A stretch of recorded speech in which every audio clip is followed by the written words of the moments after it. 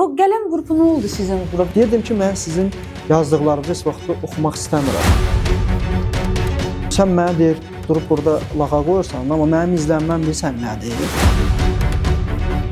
Dünyada ən çox izlənilən saytlar bilirsiniz hansılardır? Ari Aleksanla biz film çəkəndə sevinirik ki, nə yaxşı biz bir film çəkdik. Bu yaxınlarda Türk bloger gəlmişdi Azərbaycana və bizdə Azərbaycanda serialdakı görüntüləri heç bəyənmədi. O onun mədəniyyəti, bu mənim mədəniyyətimdir. Uzun müddət ki, serial sektorundan uzaqlaşmışsınız sanki. Nəsə sizi küstürdü, kimsə sizi küstürdü ya başqa bir səbəb var idi? Sektorda düşünürəm ki, müəyyən hüquqlar pozulmağa başladı.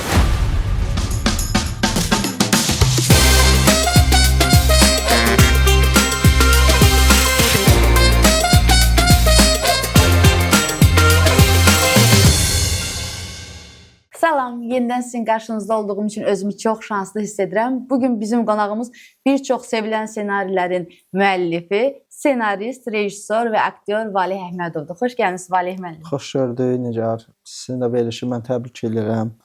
Uğurlar arzulayıram. Gözəl verilişdir, gözəl proqramdır, gözəl podkastdır. Artıq adı hər bir şey deyil. Amma əsas odur ki, gözəl görüntü var və maraqlı fikirlər burada, fikir mübadiləsi olur. İnşallah. Necəsiniz müəllim? Yaxşıyıq, təşəkkür edirəm. Çox təşəkkür edirəm gəldiyiniz üçün.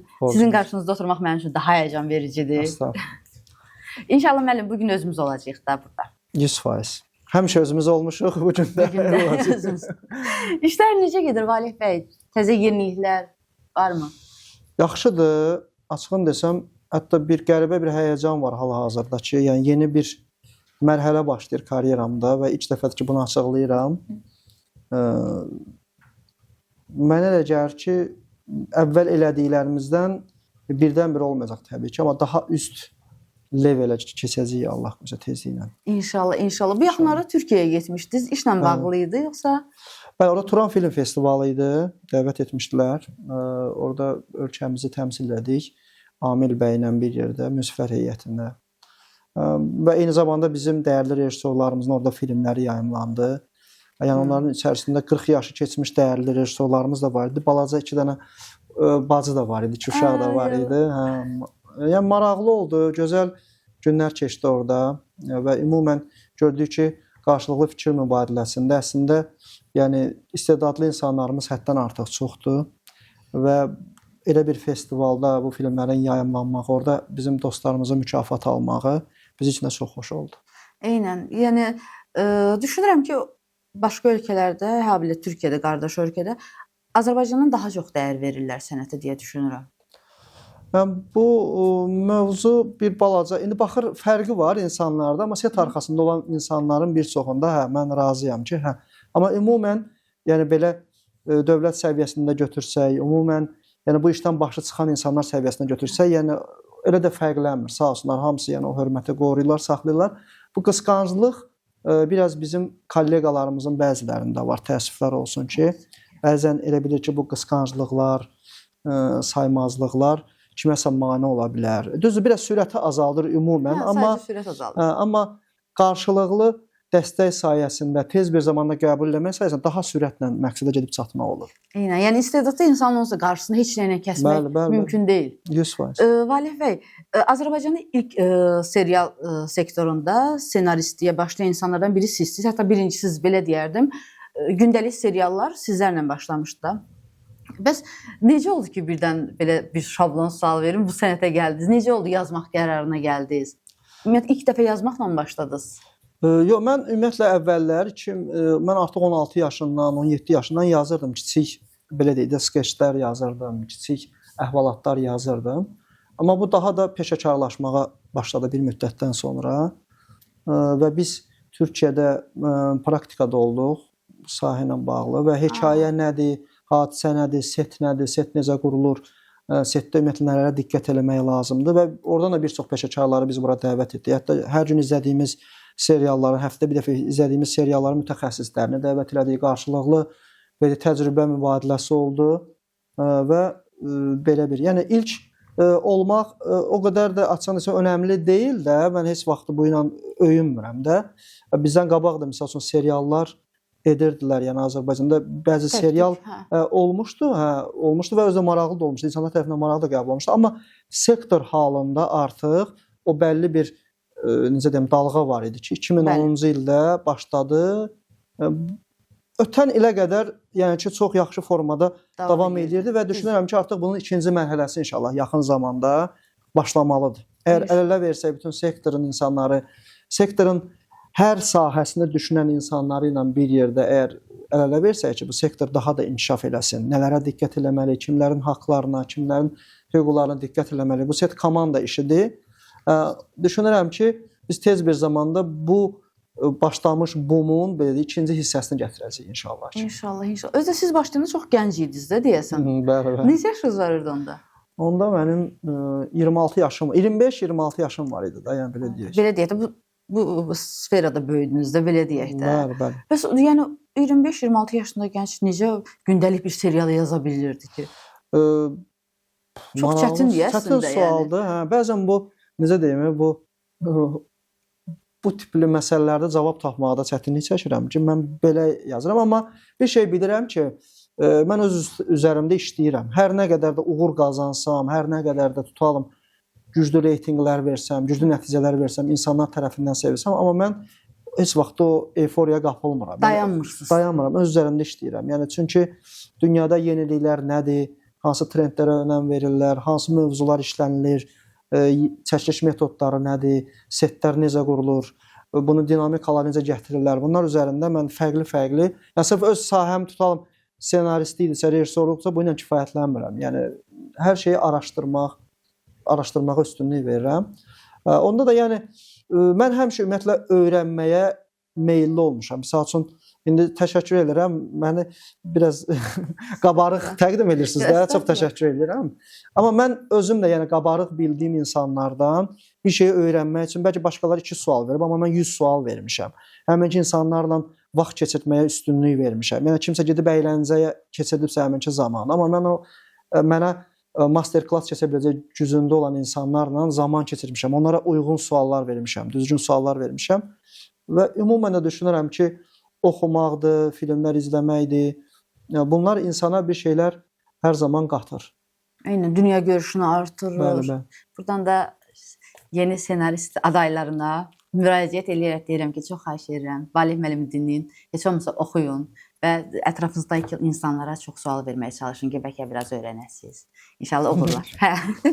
Burada reklamlar idi. Valeh bəy, bəs ilk dəfə necə başladınız? Yəni necə gəldiniz bu sənətə deyim də? Necə başladınız yazmağa? Kim gətirdi sizi? Ya necə oldu? Xəzər kanalına başladınız? Bəli, Xəzər kanalında seriallara başladım da, amma ondan qabaq bəzi kiçik praktikalarım olmuşdu mənim, belə deyək də. KVN-də deyəsən? KVN-də, bəli, universitetin KVN komandasından mən başladım. Azərbaycan Texniki Universitetinin KVN komandasında. Orada bir müddət aktyor kimi iştirak elədim. Sonra keçdim Texniki Universitetin kapitan komandası oldum.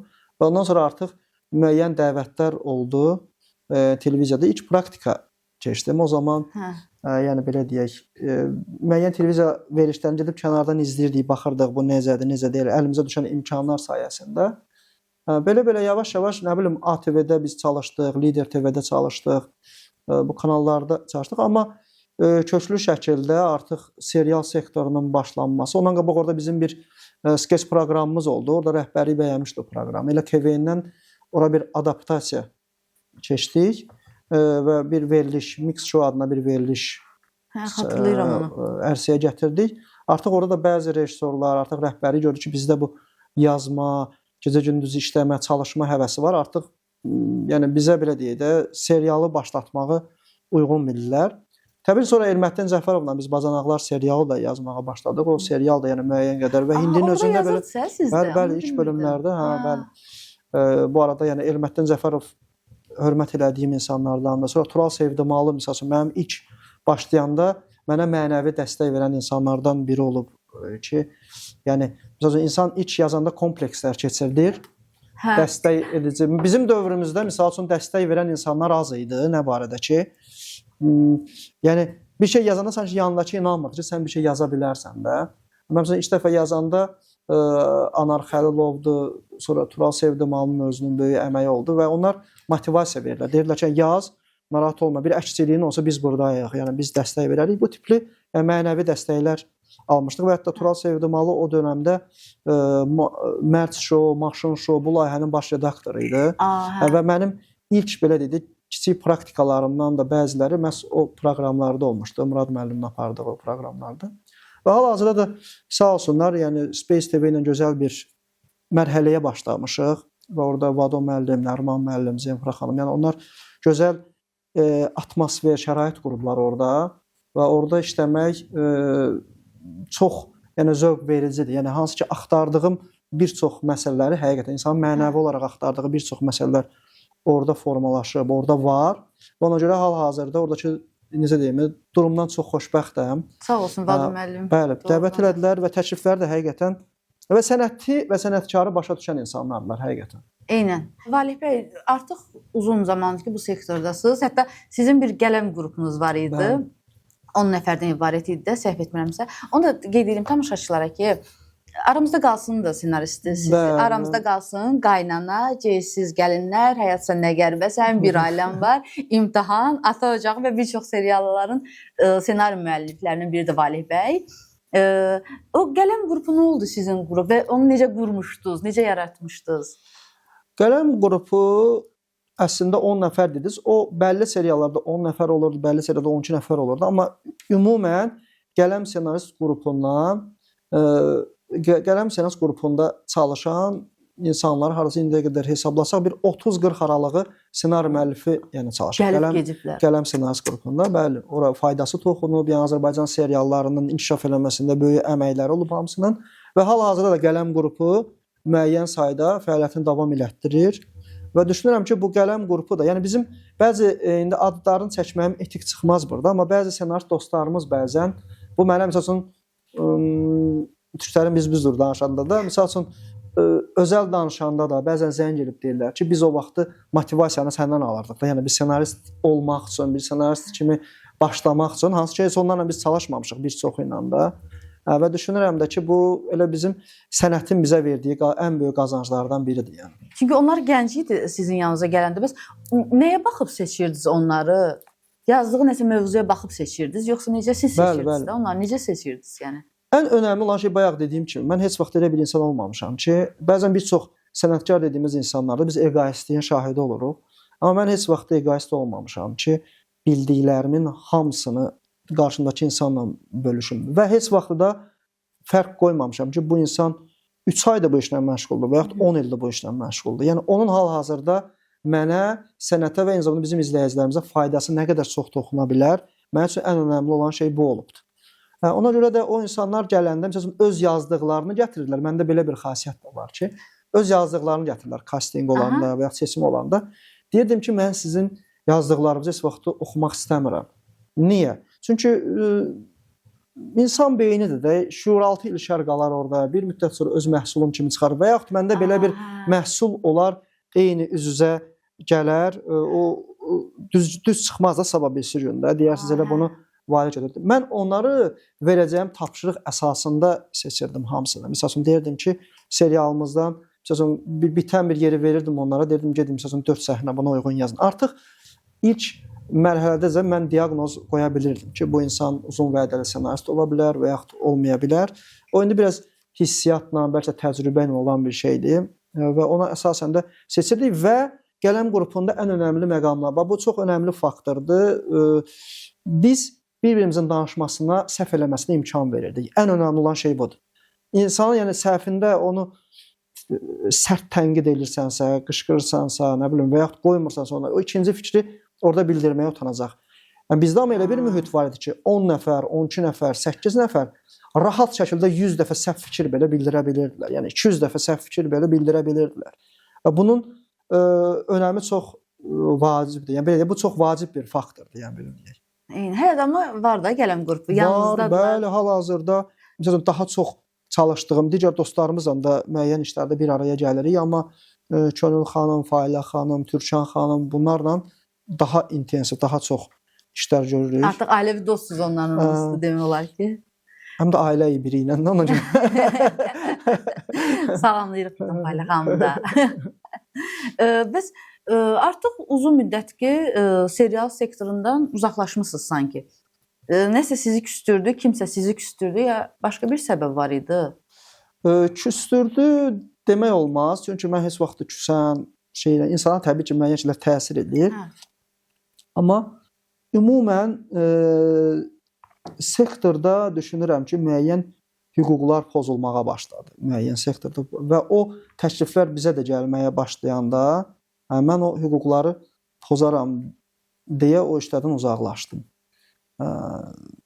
Bilmirəm indi bu fikri bildirməyim nə qədər hər bir kəs bizim dostumuzdur, əzizimizdir, amma ümumən mən həmişə gedən, işləyən bir sistemə baxmışam ki, o sistemdə A nöqtəsindən Z nöqtəsinə qədər çalışan insanların hər birinin həm karyerasını, həm də maddi durumunu düşünmək lazımdır və onlarla maraqlanmaq lazımdır. İncəsənət insanı, ədəbiyyat insanı, ümumiyyətlə kino insanı xoşdur onlara dəyər verəsən, ən azından. Hər şeydən öncə onlara dəyər verəsən.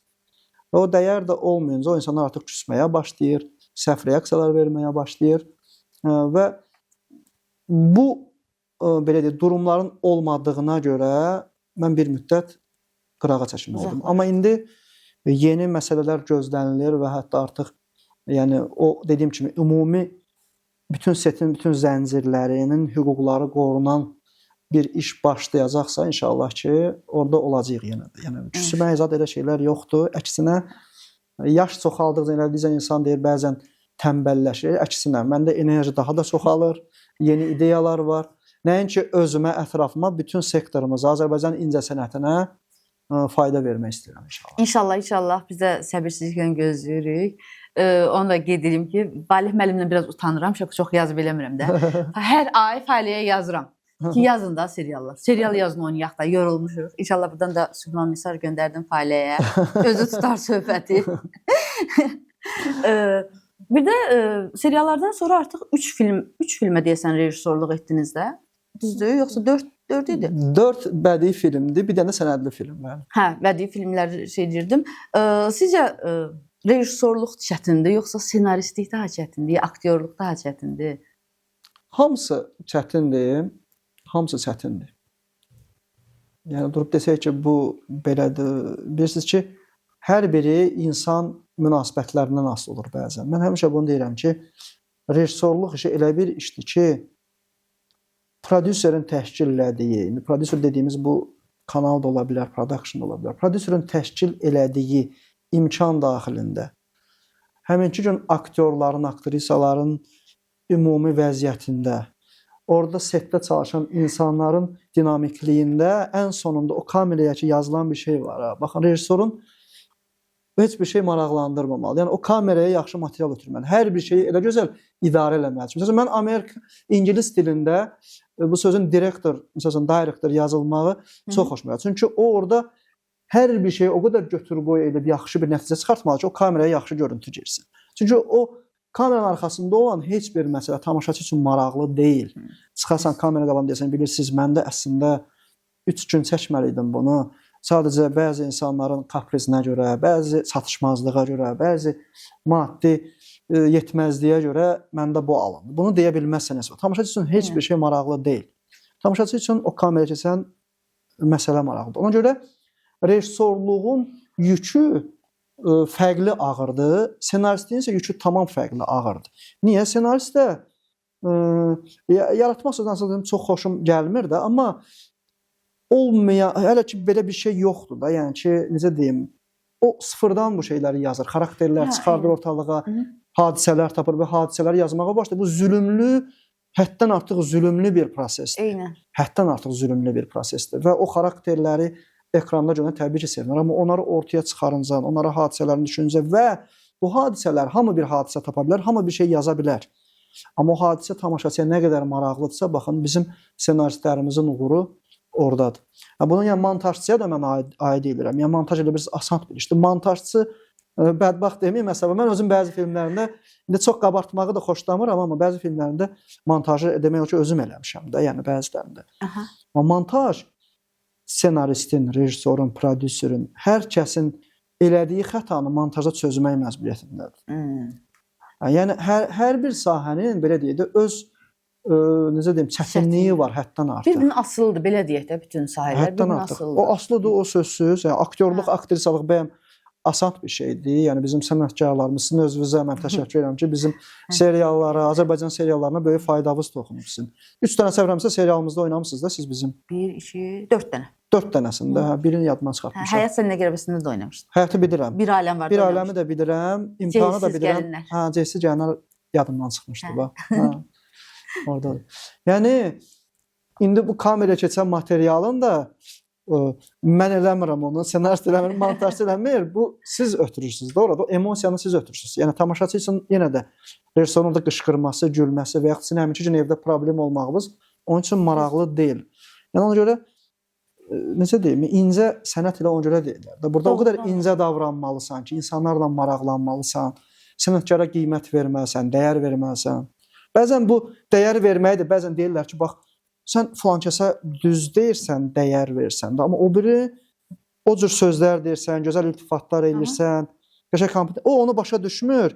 O əksinə daha çox səndən istifadə eləməyə mi çalışır? Yox, deyirəm o onun mədəniyyəti, bu mənim mədəniyyətimdə. Biz uzaqbaşı bir işdə bərabər görüşüb işləyəcəyik. Amma mən onu necə xatırlayacağam, o məni necə xatırlayacaq, ətrafdakı insanlar məni necə xatırlayacaq.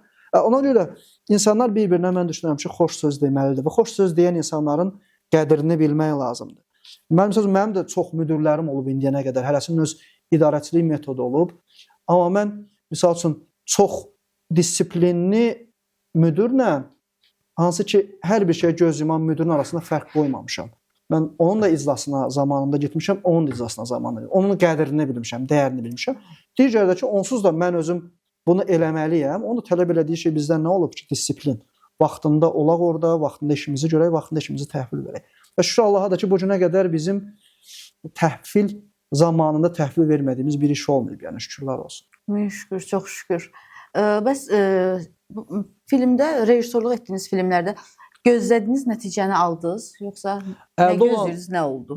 Əldə olan şəraitə görə əlbəttə ki, artıqlaması ilə aldım, yəni. Əldə olan şəraitə görə. Çünki biz işin inkişaf prosesindəyik. Yəni nə deyirəm? İnsanlar bir müddətdən sonra deyə bilərlər ki, misal üçün də o məşhur daş misalı var. Çəkizlə vurursan daşa, vurursan, yorulursan, verirsən, dostun vurur, vurursan. Ən axırıncı adam onu yaranda o olur qəhrəman. Təbii ki, günün qəhrəmanı odur. Amma mən başlatdım, o biri davam elədi, o biri davam elədi. Biz də işin başlanma, inkişaf hissəsindəyik. Və ona görə bəzi işlər bir müddətdən sonra bəzi hissələri həvəskar görünə bilər, bəzi hissələri çatışmazlıq kimi görünə bilər.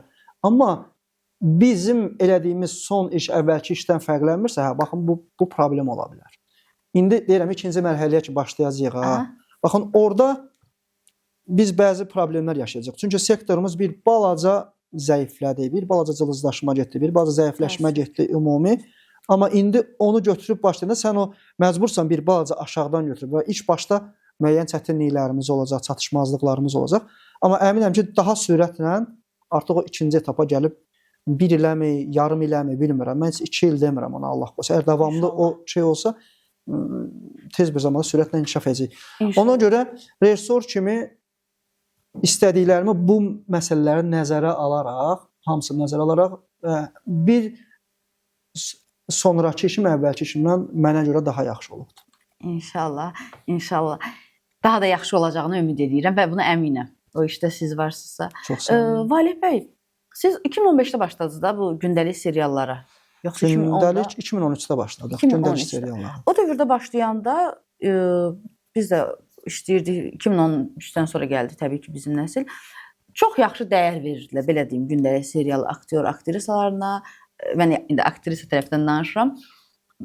Normal məvacib alırdıq və əl üstündə tuturdular bizi. Yəni Türkiyədə necədir deyirlər, Türkdə. Bizdə Azərbaycan serial elə başlamışdı. Yəni biz gələndə hamımız elə gəlmişdik. Sponsor zat heç bir problemimiz yox idi da. Çox qəşəng işləyirdi, rahat.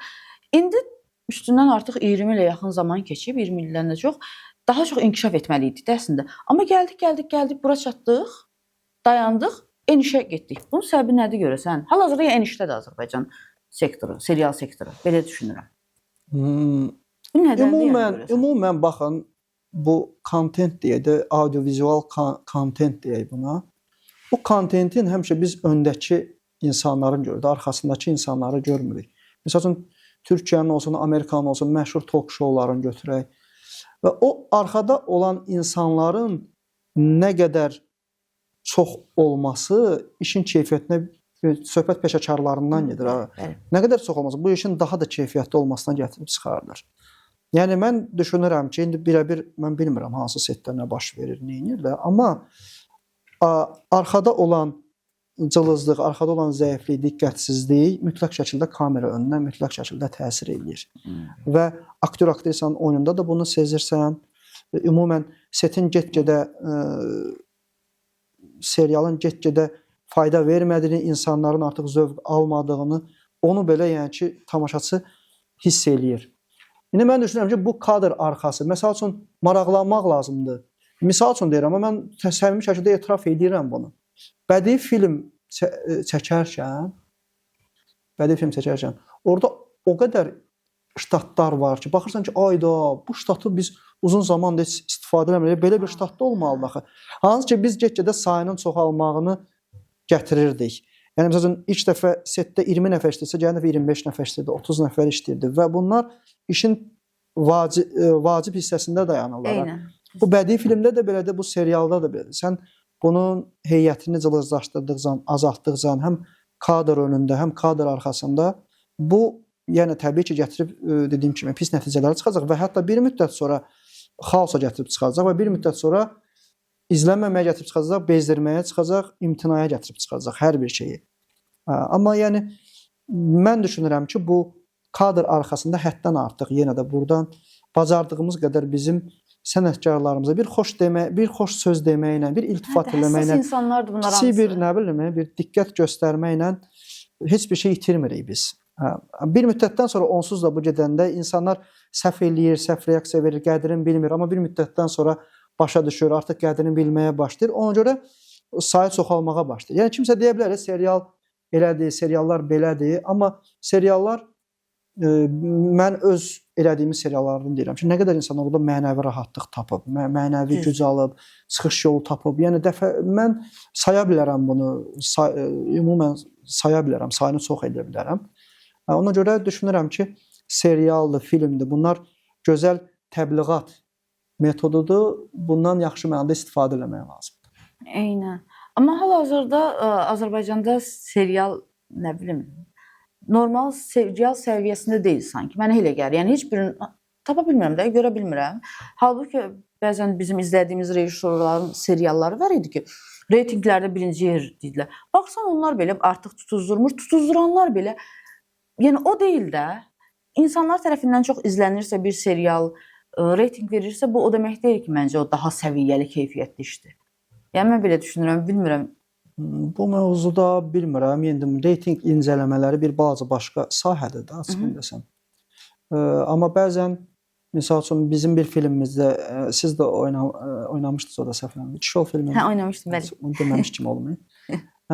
Show filmində belə bir dialoq var idi, misal üçün. İndi orada dediyim kimi, insan öz bir müddətdən sonra səhvlərini görür. Orada belə bir şey var ki, bir müğənni qarşısındakı savadlı bir jurnalistlə danışır. Aha, bəli. Araşdırması bir jurnalistlə danışır. Deyir ki, bəs sən mənə deyir, durub burada lağa qoyursan, amma mənim izlənməm bilirsən nədir? Müğənni deyir. O da deyir ki, buna da indi üzr istəyirəm, orada indi filmdə bu mədəni formülüdür. Dünyada ən çox izlənilən saytlar bilirsiniz hansılardır? Yəni o da bu məsələ qarşısında qoyur. Yəni bir şey çox izlənilirsə, o demək deyil ki, bu keyfiyyətlidir. Amma bunu da bəhanə eləyib demək olmaz ki, mən reytinqin dalıcan düşməməliyəm. Yox. Yaxşısı odur ki, normal reytinq verəsən və içi keyfiyyətli olsun. Mən həmişə bunun tərəfdarı olmuşam. Məsəl üçün bu filmdə də belədir, serialda da belədir. Məsəl üçün Parazit filmi var idi da, düzdür. Bəli, baxmışam. Bu film kino tənqidçilər tərəfindən də yaxşı qarşılandı. Bu film hər iki festivalda, ünlü festivalda belə deyək də mükafat aldı, ən yaxşı film oldu və eyni zamanda kassası da yaxşı işlədi. Yəni durub deyəsən ki, əslində birisi sənət filmləri çox izlənilmir. Doğrudan da elədir. Bəzən arthouse filmlər olur ki, çox izlənməyə bilər. Bunun spesifik öz kütləsi var. Amma bəzən bu tipli filmlər də ortaya çıxır. Parazit film kimi filmlər də çıxır ortalığa ki, sən bunu izləyirsən, həm reytinq verir, həm də ki satışı qazandı. var, həm də ki, kino tənqidçilər tərəfindən də, o kino cəmiyyəti tərəfindən də yaxşı qarşılanır. Məsələn, bizdə Ata Ocağı serialı 6 ildə, yəni getdi, 6 Maşallah. mövsüm, maşallah olsun. Və günlük serial. Yəni həm mesajı yerində idi, həm reytinqi yerində idi. Yəni bu günə qədər də ən fəxr edim və bu günləri hətta Türkiyədən danışdı. Bu Türkiyənin özündə belə mənim müəyyən insanlar o serialla, yəni ki, tanıyırlar. Bəli. Mən məsələn bir başqa ölkəyə gedəndə elində həm yerlilərimiz, yəni istənilən bölgəmizə, yəni istənilən şəhərin mərkəzində görün, artıq neçə ildir dayanıb serial. Hələ də məni yəni ki, oradan tanıyırlar belə deyək. Valih bəy, bu yaxınlarda türk bloger gəlmişdi Azərbaycana, hamımız izlədik. Bu bloger Azərbaycandakı serialları müzakirə etdi, belə deyək, öz kafasınca, türklər demiş. Və bizdə Azərbaycanda serialdakı görüntüləri heç bəyənmədi. Bunlara təhqir deyib də elədi, azdan çoxdan bizim serialları. Bunun fikirlərə razı idinizmi? Ümumiyyətlə, izlədiniz o görüntüləri? Mən indi bəzi səhifələrdə çıxdı, rastıma çıxdı o blogerin həmin ki dedikləri. Biz təəssüf ki, yəni bəzən bu sahənin tənqidçiləri də əslində bu tipli şeyləri deyib də belə deyək də. Biz əslində öz tənqidçilərimiz var ki, onları dinləsək daha faydalı olar. Nəinki kənardan kimsə misal üçün gəldi, bir şey dedi və tərzi düzdür. Bizim türk qardaşlarımız bizə həmişə hörmətlə yanaşırlar ellər və bəzən bizim sayılıb seçilən rejissorlarımız onu qarşı-qarşıya gətirmək də mən düşünürəm ki, müəyyən mənada düz deyil. Eynən. Bəzən həqiqət olur bir çox insanların dedikləri. Bu həqiqəti hamımız deyə bilərik. Bizim dediyim kimi sənətkarlarımız da deyir, tənqidçilərimiz də deyir, hamısı da deyir və dedikləri şeylərdə haqlıdırlar. Amma bunu düzəltmək üçün sənaye olmalıdır, sənaye. Məsəl üçün bu serialları çəkən insanların çəkdiyi filmləri deyək də. Baxın, mən bayaq praktikaladım. 2012-ci ildə Türkiyənin setlərində praktikadaydım. Həminki serialın deyək ki də reytingdə 10-cu yerdə gedən bir serialın setində Ari Aleksa ilə çəkilir. Bu günləri Ari Aleksa ilə biz film çəkəndə sevinirik ki, nə yaxşı biz bir film çəkdik. Onun obyektivlərini götürək. Ən gözəl obyektivlər, yəni lenslər artıq nə deyirsinizsə, ondan istifadə edirlər. Siz düşünün, o lenslər o qədər bahalı və keyfiyyətli lenslərdir ki, düşünün, onu kameramana təhvil verən operator bu deməlidir ki, verdim, o da deyir, götürdüm. Sanki bir silah verirlər bir-birlərinə. Yəni o dərəcədə həssas avadanlıqla çəkirlər və Türkiyə seriallarıyla bizi də müqayisə eləmək ümumiyyətlə bu düzgün bir şey deyil. Çünki absurddur. Sektor fərqlidir, satış fərqlidir, avadanlıq fərqlidir və artıq orada, yəni mən sizə indi set dedim. İndi düşünün, burada indi biz bunu gələcəkdə mənim çox yerə bəzi yerdə dilimə gətirmişəm, gələcəkdə yenə dilimə gətirirəm.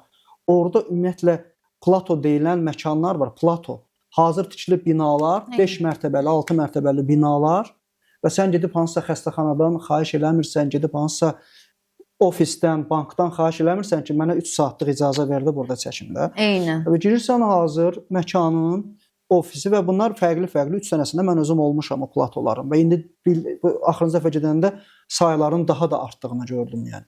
Və bunların hər biri təbii ki o görüntü keyfiyyətinə, yəni siz durun istənilən insana danışdırın, o keyfiyyət fərqini görəcək. Bizim ürək ağrımız, bu sahənin ürək ağrıları bilirsiniz nədir? Yəni birinci güclü maliyyə olsun və o maliyyə düzgün xərclənsin, keyfiyyətə xərclənsin. Əgər bir kafedə oturan insanların yanında 2 nəfər varsa, bu cılız görünəcək. Yəni təkcə o 2 nəfər oturacaqsa, bu daha cılız görünəcək. Yanlarında 2 nəfər olsa, daha az görünür. Amma bir də var ki, kadra başlayırsan, 100 nəfər sənin kadrındadır. Bunların hər biri maliyyədir. Həmin insanların orada təşkil olunmasıdır. Onların geyimləridir. Hər biri yəni gəlib kim nə deyir desə maliyyə dayanır. Bunun üçün də ilk olaraq deyim, iş adamlarından başlayacaq. İş adamlarının canı yanmalıdır bu sektora. Özlərinin bu sahədən başa çıxmalıdır. Yəni ağla qaranı ayırmağı bacarmalıdır. İlk olaraq. Çünki maliyyəni indi dövlət sağ olsun bu günə qədər dəstək verir və hər dəfə də dəstək verirlər. Amma yəni bu işə gələcəkdə satışını filmlərin təşkil edilməsi üçün, cürbəcür kommersiya filmlərinin təşkil edilməsi üçün yaxşı kommersiya filmlərindən gedir söhbət ki, sponsorların sayı artmalıdır. Ki maliyyə olsun və maliyyəni düzgün insanlara xərcləsinlər. Yoxsa düzgün insanlara xərcləsinlər. Yoxsa elə maliyyəni götürüb 2 günlük əgər bir şey çəkəcəksə, ona qəti surətdə xərcləməsinlər. Və kadr bayaq dedim platolar, görüntülər, kameralar, yəni bunların hər birini necə deyim, bu işin görünən tərəfində, vizual tərəfində çox önəmli faktorlardır. Yəni o desək, o yeni bir şey kəşf eləmədi. Yəni deyən adam. Və sənaye, ən önəmli olan şey sənaye. Necə? Var olan insan, bizim izləyicimiz, 10 milyonuq, 10 milyon insanımıza 1 milyonu bu işin alış tərəfində olmalıdır. Təbii ki, deyəcəklər ki, siz yaxşı bir şey eləyin, biz də seçək. Amma bu dəstəkdən başlayır həmişə. Baxın, mən sizə futboldan kiçik bir misal çəkim. Məsələn, mən özüm uşaqlıqdan Fenerbahçe Futbol Klubunun azarkeşiyəm Türk qardaşlarımızın, yəni komandalar arasında. Fenerbahçe komandası 11 ildir çempion olmur. Amma bunun tamaşaçısı dursun sabah desin ki, o çempion olmur, o yaxşı nəticə vermir, mən sabah onun bilet almayacam oyununa. Və yaxud mən onun formasını almayacam. Çünki sənayeni bu məsələlər ayaq üstə saxlayır. Baxın, mən film çəkirəm, düzdürmü? Mənim növbəti film çəkməyim üçün əgər mən bu işi sevməsəm, heç bir motivasiyam yoxdur. Bir dənəsində olur, oldu da, amma 3 dənəsində olmur. Amma hər adam o 3 dənəsinə səbr edirmi ki, məndə 5-cisində daha uğurlu olacaq. Bu şey, yəni filmlər öncəliklə inkişaf etməlidir. Niyə? Film çünki bir insanın həyatını dəyişə bilər. Setdəki insanlara gedir. Bir aktyor, aktrisa Türkiyədə misal üçün serialda məvacib alan bir aktyorun aldığı maaşla burada bütün seti dolandırmaq olar. Baxın, və özə normal da dolandırmaq olar. Ona görə yəni bizim filmlərimiz öncə gələcək ki, misal üçün Jackpot kimi də belə deyək də olmalıdır. Bu misal üçün bir aktyor seçilib baş rola, bu birdən-birə 30 min, 40 min, 50 min Azərbaycan şeyində deyirəm də, səviyyəsində. Birdən-birə bu maddiyyat alsa, onun həyatı birdən-birə dəyişə bilər də, düzdürmü? Bəli, təbii ki. Tamamilə yerli. Yəni bu get-gedə artsa gələn və 100 min olsa, gələn 80 min olsa, 90 min, eyni zamanda bunun rejissoru, eyni zamanda bu artıq industriyanın təməli ola bilər. Və bunun üçün dediyim ki, böyük tamaşaçı kütləsinə ehtiyac yoxdur. 200 min normaldır, 300 min normaldır, amma 1 milyon hər sahədə ya. Bu bizim teatrımıza da aiddir, kitab yazarlarımıza da aiddir. Bu bizim, yəni hamını tənqid eləməyə o qədər səbəb var ki də, yəni oturaq hamını tənqid eləsin. Yəni mən də otursam bütün gün tənqidi gözlə yanaşsam, bunun kitab yazanına da tənqid eləyəcəm, bunun kino çəkənə də tənqid eləyəcəm, bunun sığorta işində işləyənə də tənqid eləyəcəm. Yəni hansı markanı biz deyə bilərik ki, filan marka. Bir iki dənə indi deyim ki, bizim bəzi idmançılarımız var ki, onlar beynəlxalq səviyyədə iş görüblər. Bəlkə də onlar bizi tənqid, o yazıqlar heç özləri bizi tənqid eləmirlər istə. Yəni belə deyək. Onların hardasa ixtiyarları var bunu tənqid etmək ki, biz getdik bu işləri gördük və nəticəni verdik. Festivallara getmək lazımdır, festivallara layiqli insanları göndərmək lazımdır. Öncəliklə onları baxmaq, praktika öyrənib, sonra onlardan nəticəni gözləmək lazımdır. Səhvlərin arxasında dayanmaq lazımdır və ən əsas olan məsələlərdən də biri, baxın, bayaq dediyim kimi, aktyor, aktrisa. Aktyor, aktrisa gözəl geyimlə geyinəndə özünə arxayın olur, duruşu ilə, hərəkəti ilə, düzdür, obrazın birbaşa içinə daxil olur, düzdürmü? Yəni, o geyimi geyməsə, o maşını sürməsə, o bir oliqarxı, bir milyoneri necə oynaya bilər? Valla adam oynaya bilmir. Gözündən yağır da bunun kasıbçılıq. Gözündən yağır. Və yaxud eyni zamanda bizim indi, necə deyim, digər obrazlarımız fərqi yoxdur. Yəni, bunun geyimini təmin olunmalıdır. Bunun geyimini geyindirəcək 3 dənə orada işçi lazımdır. Bizdə bir dənə işçi olur bəzən bu setdə. Onun grim rəssamı, komandası olmalıdır. O, necə deyim, obyektlər olmalıdır. Obyektlər çəkişə yararlı olmalıdır. Həminki obyektlər. Görüntü, rəng. Baxın, nə qədər məkanlara biz giririk, çəkirik. Bizim rejissor dostlarımız da deyə bilərdi. Orada nə qədər rəng problemi var. Yəni kameranın götürdüyü rəng o qədər boğuq çıxır ki də o məkanlarda da. Və bunları biz oturub sıfırdan tikməliyik. Bir hissəsini kino studiyada, bir hissəsini boş ərazilərdə oturub sıfırdan tikməliyik. Platolar qurmalıyıq. Bu rəngləri, bu görüntüləri. Ən azından bir müddətə qədər evi yox. Hamısı onsuz da, baxın, mən bir platoya getmişdim. O zaman yayımlanan serialların 90% elə həminki platoya. Eyni xəstəxanadır. Yəni Polat Ələmdar da o xəstəxanadan çıxır. Tuba Böyük Üstün də o xəstəxanadan, eyni xəstəxanadan. Sadəcə rəssamlar girirlər, bu plakatı götürürlər, oradan başqa yerə qoyurlar, nə bilim, üzünü bəzəyirlər, nə bilim, gül qoyurlar, nə bilim, fərqli-fərqlilər. Amma çıxdıqları xəstəxana 3 dənə yerdədir, platodur. Çünki ora girirlər, pullarını verirlər, çəkişlərini edib çıxırlar. Və onun quran insanlar da artıq kino sahəsində yetişmiş insanlar, onun dizaynerləri, rəssamları, başqa yəni işə baxan insanlar. Ona görə deyirəm ki, bu dərdlə bilirsiniz necə? Mən üzr istəyirəm, bura görürsüz də, nə bir qara bir yara var burada, düzdürmü? Hə, siz mənə gəlib deyirsiniz ki, səndə yara var. Hə, ağrıyır. Hə, mənə heç bir şey eləmir. Bunları mən onsuz da hiss eləyirəm də. Mənə yeni bir şey demədiz axı da. Yəni ki, bunu mən onsuz da hər gün hiss eləyirəm. Ona görə mən bunu lap belə emosional şəkildə, yəni bütün sektor üzvlərimizə, qardaşlarımıza, dostlarımıza və bizim bəzi dostlarımız da var ki, yaxşı işlər görüblər, keyfiyyətli işlər görüblər. Amma bunu Türkiyədə olduğu kimi, türk qardaşlarımızda olduğu kimi sezona yaymaq lazımdır. Bütün sezon boyu heyət çalışmalıdır. Aktyoru da, aktrisası da, qrimçisi də. Yəni bu layihələrin aylarla sayı çox olmalıdır, illərlə sayı çox olmalıdır ki, o insan səbəb üçün arxayın olmalıdır ki, mən qazanc gətirəcək bir yerə gedirəm. 9 ay işləyəcəm və ya 8 ay işləyəcəm, 3 ay, 4 ay dincələcəm. Bəli, həminki formada yəni olmalıdır. Ona görə düşünürəm ki, istər kamerası olsun, istər lensi olsun, istər geyimi olsun, istər rəsmi olsun, istər məkanı olsun, istər maşını olsun. Yəni bir maşın, necə deyim, 2005-ci ilin hansısa köhnə versiyasını sürməməlidir. Ən axırıncı modelini sürməlidir bu. Yəni burada varlısını oynayan, kasıbını oynayan fərqi yoxdur. Hərəsi öz modelində olmalı, danışığı ilə, tərzi ilə. Baxın, biz deyirik, Türkiyədə məsələn oyunçu koçluğu deyilən bir məslək var, sahə var. Bəli. Yəni bizdə hansı setdə var? İndi ilk illərdə bizdə var idi. Aramızda qalsın qayna serialında bu var idi. Və tələb də eləmişdik, olmuşdu da. Amma get-gedə sektorumuzu cılızlaşdırdılar. Bu ştatların hamısı çıxdı. Baxın, bayaq dediyim kimi, mən Plato olmuşam. Məsələn, 90-lar, 80-lər serialının mən məkanında olmuşam. Orada baxın, indi başqa seriallara da bu olur. Mən prosta sadəcə olduğum yeri deyirəm. Orada dərzilər var. Yəni bizim hansı serialımızda dərzi ştatı var? Heç bir serialımızda. Yəni nə edirik? İndi özümüz də edirik bunu, başqa dostlarımız da edir məcburiyyətdə. Nə edirik? Ya 2-3 dənə geyim tapırıq, 2-3 dənə şirkət, ya da ki, aktyor aktrisadan xahiş edir ki, öz geyimlərini gətir. Öz geyimlərini gətir. Və bu, indi deyə bilərsiniz, onu da çəkməyin də, hə?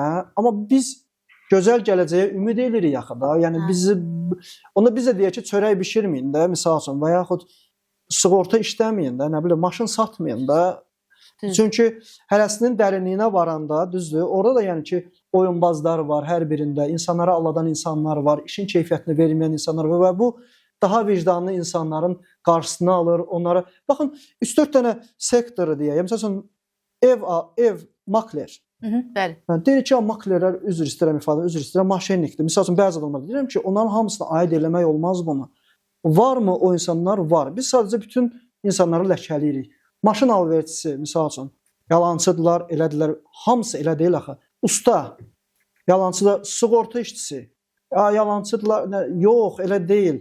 Vicdanlıları da var. Bizim qarşımıza bəlkə çıxmır. Amma bu, oturub tənqidlərə qalxsaq, onda mən də oturum burada, gələn dəfə mövzunu eləyək, həminki insanları tənqid edək, digərlərini. Bu ilə inkişaf olmaz. Sadəcə hərə öz sahəsində düzəltməyə çalışsa, daha üst modelə getməyə çalışsa, o birlərin hər biri ələnib gedəcək.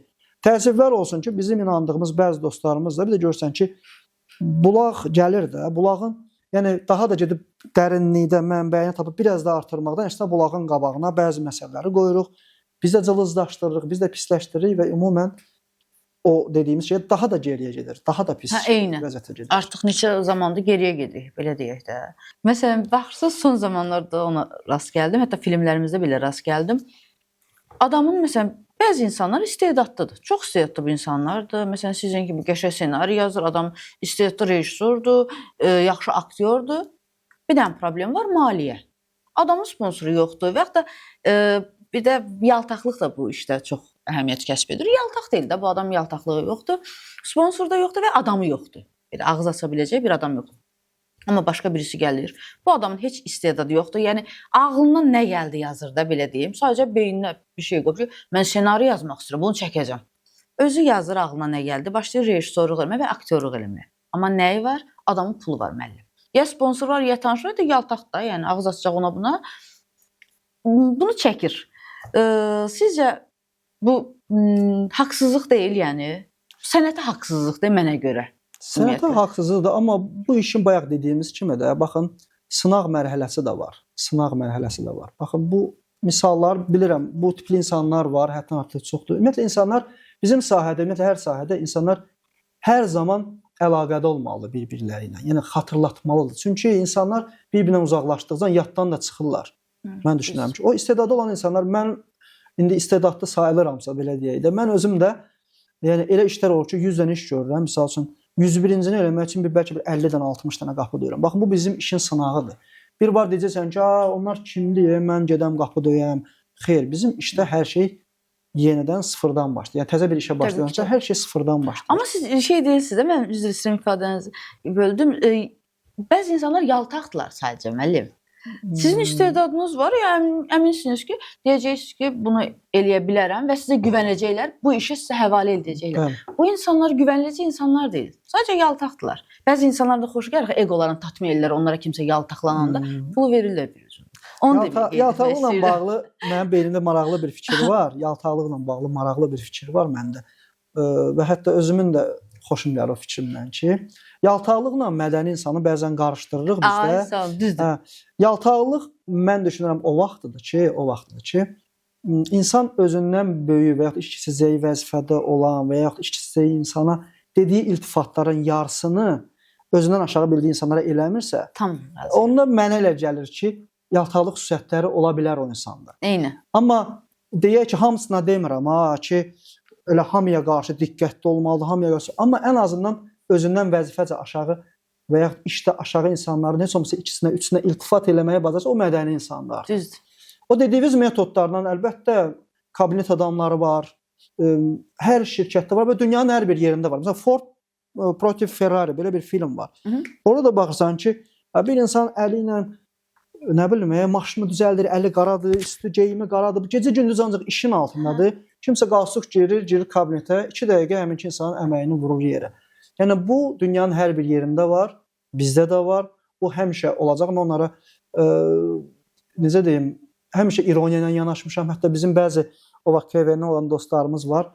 Bəzən o müəllimin yerinə danışan insanlar var. Müəllim bunu xoşlamaz ki, müəllimin bu olaydan xəbəri yoxdur. Ya, müəllimdən çox bu daha çox müəllimlik edir. O tipli insanlar həmişə olub və təəssüflər olsun ki, istər adamı olsun, istər nəyi olsun. Amma dəqiq olan bir şey var ki, mən Əhmədlidə böyümüşəm, 29 nömrəli məktəbdə oxumuşam. Mənim uşaqlığımı tanıyır, bilir bir çoxları və kimsə deyə bilməz ki, vali kiminsə tanışlığı ilə və öz fədakarlığımla, ailəmin arxamda dayanmağı ilə, ailəmin dəstəyi ilə çətin günlər görə, çətinliklər yaşaya-yaşaya, bir çox qapıların bağlı olduğunu görə-görə, bilə-bilə, qəsdən, egoistik fərqi yoxdur. Amma bildiyim bir şey var ki, insan hərəkətdədirsə, deməli, o daim uğur qazanacaq. Çünki bu uğuru yetirənin varlıq var, bizi yaradan varlığı var və bütün dünyada uğurun qabağında dayanmaq istəsə heç vaxt onun qarşısını ala bilməz. Ömür boyu mən bunun şahid olmuşam. İstedadı saxlamaq mümkün deyil. Mümkün deyil. Və həmişə deyirəm, krizis dönəmi olub. Mənim krizis dönəmim olub bu elə işlədiyimiz illərdə də və onu mən heç vaxt yansıtmamışam insanlara. Həmişə o mülayimliyimi, o mədəniliyimi qorumağa çalışmışam. İlk filminizdə deyəsən, çox üzr istəyirəm, ilk filminizdə deyəsən, son büdcənizə kimi qoymuşdunuz onu çəkmək üçün. Borc da eləyib qoymuşdum, bəli. Yəni, orada çəkdiyiniz zəhməti bilirəm mən sizi. Filmin birində, indi heç adını çəkməzəm aslında, maşınımı satdım, amma Allah mənə daha da yaxşı bir müddət sonra maşın qismət elədi. Yəni, mən müəyyən insanlara verdiyim sözü tutmalıydım, üstündə dayanmalıydım. Və mən hərəkətlə də bağlı onu bildirmək istəyirəm ki, mənim sözüm o krizis dönəmimdə uzun aylar mənə maddiyyat gəlmədiyi bir dönəmdə belə də mən depressiyaya düşmürdüm. Mən hər zaman evdən çıxırdım və gedirdim bir işin dalıyca. Gedirdim, o qəbul eləmir, bu qəbul eləmir və tanınandan sonradan gedir ha söhbət. Tanınmamışdan əvvəl daha çətin olur. Amma tanınandan sonra da artıq işi biləndən sonra da qapılar döyürəm, oradan imtina, buradan imtina, oradan belə 1 il 2 ay misal üçün. Amma hərdən olduğu kimi deyirəm, sənin getdiyin istiqamətdə yox, təklif elədiyin bir şeydə yox. Bir də görsən kimsə çıxdı, heç ummadığın yerdən. Ummadığın bir yerdən deyir ki, bu iş ancaq valih görə bilər. Zəng edir sənə, heç tanımırsan həminki adamı. Allah şahiddə olduğu kimi deyirəm. Çağırır və ödəmə metodu əvvəlkilərdən qat-qat da artıq olur və Allah sənə elə bir qapı açacaq. Ona görə deyirəm ki, hərəkətli olmalıdır. İnsan heç vaxt depressiyaya düşməməlidir. Baxın, indi siz burada çalışırsınız, dostlarımız burada çalışır. Bu təqdirə layiqdir. Siz burada milyonlar qazanmırsınız və bəlkə də öz maddiyyatınızdan qoyursunuz, bəlkə də bunun təşkilatçısı, Şəhriyar dostumuz öz cibindən müəyyən xərcləmələr. Amma həyatda mən düşünürəm ki, önəmli olan budur. Buradan bu hərəkət eləyəcək, amma bərəkət bəlkə də tamam ayrı bir yerdən çıxacaq. Çox gözəl vurğuladınız doğrudan da. Valeh bəy, son olaraq sizin bir məsləhətinizi almağa ehtiyacım var. Bu sayədə nə məsləhət görərdiniz? Yəni illərinizi bu məsləyə verən bir insan kimi nə məsləhət görərdiniz izləyicilərimizə, Məsləhət qəbul eləyənə deyək də. İndi məsləhət hər adam da qəbul eləmir də, heç onlara şey eləməyim, amma ki işləmək lazımdır, dayanmaq olmaz. Bütün bəhanələrdən qaçmaq lazımdır. Yəni həqiqətən istənilən vaxtı ən uğurlu işi görmək olar. İkincisi egoistliyi qırağa qoymaq lazımdır. Egoistlik. Baxın, bizim sektorun ən böyük problemi egoistlikdir. Birləşə bilməməyimiz, yan-yana gələ bilməməyimiz. Ən böyük sıxıntılarımız budur, baxın.